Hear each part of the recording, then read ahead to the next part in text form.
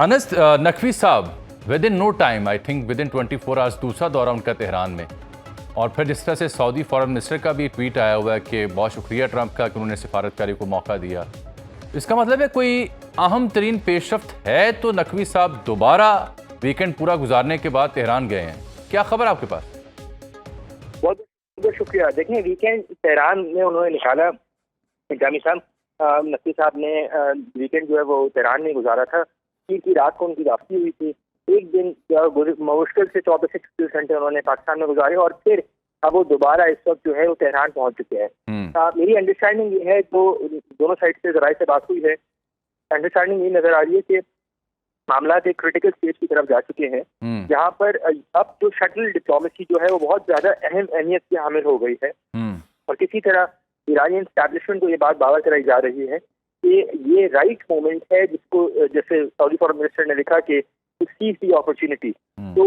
दोनों side Pakistani mediators इस बात को जरूर समझते हैं कि मामला जो है वो उस हद तक पहुंच चुके हैं, और इसी तनाजुर में अब जो है वो हमें नजर आता है कि सेनेटर मोहसिन नकवी वज़ीर दाखिला का जो दौरा है, लेकिन उनकी आज सिर्फ दौरा नहीं, उनकी एक अहम मुलाकात भी हुई है। और वो अहम मुलाकात है मेजर जनरल अहमद वाहिदी से, जो ईरान के पहले वज़ीर दाखिला भी थे। जब पाकिस्तान और ईरान के दरमियान तनाज़ा हुआ 2024 के जनवरी में, तो उस वक्त वो ईरान के वज़ीर दाखिला थे, और अब इस वक्त वो सरबराह है IRGC के पासदारान थे। उनसे जो अहम तरीन मुलाकात है वो इस बात की इंडिकेटर है कि मामला किसी तरफ जा रहे हैं और बर्फ पिघलती हुई नजर आ रही है। मुझे हैरानगी नहीं होगी कि अगर इसी पेस के ऊपर मामला चलते रहे तो शायद कोई ना कोई ब्रेक थ्रू हमें आज या कल में कोई होता हुआ नजर आए। जी, ये बड़ा अहम जुमला आपने बोला कि जो उन्होंने कहा ना, टू सीज दी अपॉर्चुनिटी, यानी मौके से फ़ायदा उठाएं। अगर सऊदी अरब के वज़ीर ख़ारजा ये बात कर रहे हैं और पाकिस्तान के वज़ीर दाखिला विद इन नो टाइम दोबारा वहाँ पहुँचे और फिर जाते ही वो IRGC के सरबराह से मिलते हैं, नाज़रीन को इल्म होना चाहिए कि ये सबसे अहमियत की हामिल मुलाकात है। पासदारान की जो अहमियत ईरानी सिस्टम है वो किसी से ढकी छुपी नहीं है। तो इट मीन्स के, और वो ट्रंप भी टाइम दे रहे हैं। JD वेंस बड़ी मानी खेज कल गुफ्तगू कर रहे थे, कह रहे थे कि बहुत ही अहम डेवलपमेंट हो चुकी है। इस्लामाबाद के हल्के नकवी साहब के दौरे से किस हद तक पूरी है? देखिए, पूरी उम्मीद तो है, इसी वजह से 24 घंटे या 36 घंटे से कम वक्त में जो है ये दूसरा दौरा हुआ है। कल गुज़िश्ता रोज जो है वो वज़ीर आज़म और आर्मी चीफ जो है वो क्वेटा में थे, और पीर की रात 11 बजे के करीब जो है वो मोहसिन नकवी वज़ीर दाखिला जो है वो तेहरान से आए थे। गोया चंद घंटों में ही उन्होंने वज़ीर आज़म और army chief field marshal Syed Asim Munir को ब्रीफिंग दी, और उसके बाद अब उनका वापस तेहरान जाना इसी तरह बात को इंडिकेट करता है कि मामला एक पॉजिटिविटी की तरफ जा रहे हैं। और हमें ये बात नहीं भूलनी चाहिए कि मोहसिन नकवी जब जो हफ्ते के रोज पहुंचे थे तेहरान, तो पहले ये बात कही जा रही थी कि उनका 2 रोजा दौरा होगा। वो जब तेहरान में मौजूद थे तो उसी दौरान ही ईरान की जानिब से जो है वो जवाबी प्रपोजल जो है इतवार के दिन पाकिस्तान को अरसाल किया गया, ताकि वो आगे जो यूनाइटेड स्टेट्स ऑफ अमेरिका है, अमेरिका को आगे अरसाल कर दिया जाए, क्योंकि पाकिस्तानी मीडिएटर की जानिब से कर दिया गया। तो जो एक जैसे कहते हैं ना हिचकिचाहट थी, वो अब खत्म होते हुए हमें नजर आ रही है। और इसीलिए मैंने फिर कहा कि मुझे हैरानगी नहीं होगी कि अगर मामला इसी पेस के ऊपर चलते रहे, लफ्ज है अगर सबसे बड़ा यहाँ पे है, तो फिर आज या कल में कोई अगर बड़ी डेवलपमेंट होती है तो मैं उसमें कोई सरप्राइज या हैरानगी की बात नहीं होनी चाहिए। वो डेवलपमेंट क्या होती है वो बड़ा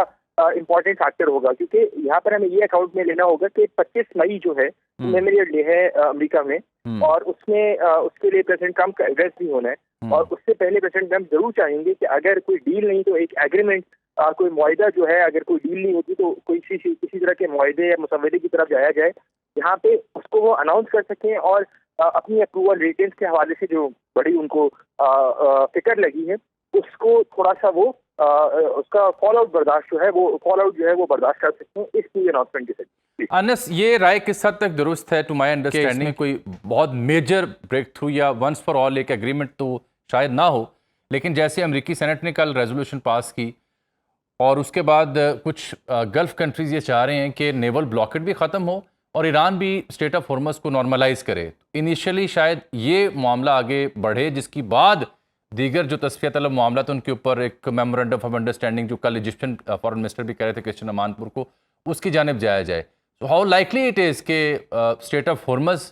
सबसे पहले एड्रेस हो और फिर आगे जाके कोई दूसरा मामला हो? मेरे ख्याल से अगर आप इमीडिएटली बात करें तो बिल्कुल दुरुस्त बात है कि स्ट्रेट ऑफ हॉर्मुज जरूर एड्रेस हो सकता है, और इस्लामाबाद डिक्लेरेशन जिसके बारे में संडे टाइम्स में क्रिस्टीना लान ने भी लिखा, और इस्लामाबाद डिक्लेरेशन जरूर जो है उसकी तरफ हम जा सकते हैं। जहाँ तक बातचीत रही एक कॉम्प्रिहेंसिव डायलॉग और डील की तरफ, उसमें थोड़ा सा मेरे ख्याल से वक्त जरूर लगेगा, और उसकी जो मेजर वजह है वो यही होगी कि प्रेसिडेंट ट्रंप जो है वो काफी क्लोज आए हैं ईरानी पोजीशन से। ईरानी साइड का ये कहना है, जब हम उनके ईरानी इंटरलॉक्यूटर से बातचीत होती है तो ईरानी इंटरलॉक्यूटर ये कहते हैं कि हम प्राइवेटली बात करना चाहते हैं, और अमेरिकी साइड या स्पॉयलर जिसका वो नाम लेते हैं, वो ये प्रपोजल लीक करने के बाद जो है वो उनकी पोजीशन एक ऑकवर्ड पोजीशन में उनको डाल देते हैं। जहाँ पे ईरानी साइड अगर अग्री भी करेगी अमेरिकी बातों से, लेकिन उनको उसके ऊपर मनवन अमल करना या मनवन उसको अग्री करना उनके लिए इसलिए पॉसिबल नहीं है क्योंकि वो बात लीक हो चुकी होती है। इसीलिए मेरे ख्याल से ईरानी साइड ने जो अभी नया प्रपोजल दिया था उसमें अमेरिकी बातों को इन प्रिंसिपल तो जरूर माना था, लेकिन उसके ड्यूरेशन के ऊपर उनको जरूर इख्तिलाफ था, और वही ड्यूरेशन जो है वो एक जिसे कहते हैं स्टैंड ऑफ पॉइंट बना। तो कोई बीच का रास्ता इस वक्त भी, जब मैं आपसे बात कर रहा हूँ तो वज़ीर दाखिला मोहसिन नकवी जो है वो उसी बीच के रास्ते के हवाले से लेके गए हैं। उसी बीच के रास्ते को मद्देनजर रखते हुए, ज़हनशीन करते हुए हमने देखा कि इतवार की सुबह पाकिस्तान को प्रपोजल अरसाल किया गया, और अभी भी उस बीच के रास्ते को तलाश करने के करीब तर जो है वो बताया जा रहा है कि मामले आ चुके हैं। इसी तनाजुर में जो है ये दूसरा दौरा हो रहा है वज़ीर दाखिला मोहसिन नकवी का, और अगर मामला सेटल हो जाते हैं तो जैसे मैंने आपको बताया कि आज या कल में या अच्छा इसमें अनस एक last but not the least, ये जैसे ही 3 गल्फ स्टेट्स का हवाला दिया प्रेसिडेंट ट्रंप ने, तो उसके बाद हमने देखा कुछ हल्कों ने कहा जी पाकिस्तान की वो इंपॉर्टेंसली साइडलाइन कर दी है, विच वॉज फैक्टली अनट्रू, और फिर नकवी साहब का दौरा हुआ और दोबारा दौरा हो रहा है। तो ये रेलिवेंस जो पाकिस्तान की है इन एनी स्टेट, वो किस हद तक मुसलसल रेलिवेंट दिखाई दे रही है, और उसके किरदार को क्या अभी भी तमाम फरीक़ैन उसी तरह कबूल कर रहे हैं? बिल्कुल, ईरान और अमेरिका के मामले पर एक ही वाहिद और एक ही साजिश है, और उसका नाम इस्लामी जमहूरिया पाकिस्तान है। उसके अलावा कोई दूसरा साजिश नहीं है। तो ये बात ईरानी साइड ने बारहा ये बात रिइटरेट कर दी है। जहाँ तक बात रही कि गल्फ स्टेट्स की जानिब से अमेरिकी सदर का जो मेंशन है, गल्फ स्टेट्स का मेंशन है, उसमें पाकिस्तान का नाम ना लेना हो, मेरे ख्याल से वो एक टैक्टिकल मूव, क्योंकि पाकिस्तान ये बात अंडरस्टैंड करता है कि अगर खुदा न खास्ता मामला जो है वो बिल्कुल ही एक दूसरे बहस पर पहुंच जाए, जहाँ से मामला पॉइंट ऑफ नो रिटर्न पर चले जाते हैं, जिसके जरिए ग्लोबल रिसेशन की तरफ मामला जाएंगे, तो पाकिस्तान का रोल एक मीडिएटर के तौर पर देखना चाहता है, as a facilitator and mediator देखना चाहता है, नॉट एज समवन जो कि पार्टी टू द कॉन्फ्लिक्ट हो। और यही वजह है कि पाकिस्तान ने एक कैलकुलेटेडली एक स्टेप बैक लिया, जहाँ पे अमेरिकी सदर ने बारहा ये बात करते रहे कि हमने सिर्फ पाकिस्तान के कहने पे काम किया, सिर्फ पाकिस्तान के कहने पे काम किया। तो इसकी फ्लिप साइड ये है कि जब मामला खराब होंगे तो भी वो पाकिस्तान को ब्लेम करते। बिल्कुल यही वजह है कि इस